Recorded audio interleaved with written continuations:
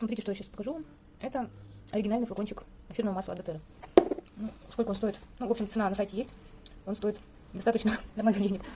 А это подделка доTERRовская. Женя, ты где купила его? На сайте Wish.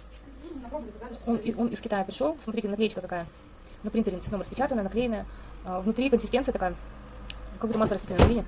Мы еще думаем, это машинное масло или обычное масло растительное. В общем, и это масло не пахнет совсем. И вот смотрите, никаких опознавательных знаков нет, ничего, просто... И причем флакончик, он пластиковый. А настоящий флакончик доTERRA, он стеклянный. И здесь на дне, в общем, здесь срок годности указан и специальные цифры, по которым можно идентифицировать, что за масло, где было разлито. Ну, в общем, это паспорт масла. Вот так выглядит настоящий флакончик. Ну, на пробу был заказан также еще и бриз. Это оригинальный флакончик. А вот для сравнения пластиковый аналог китайский.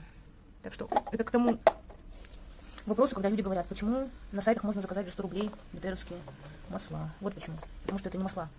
Это обманка.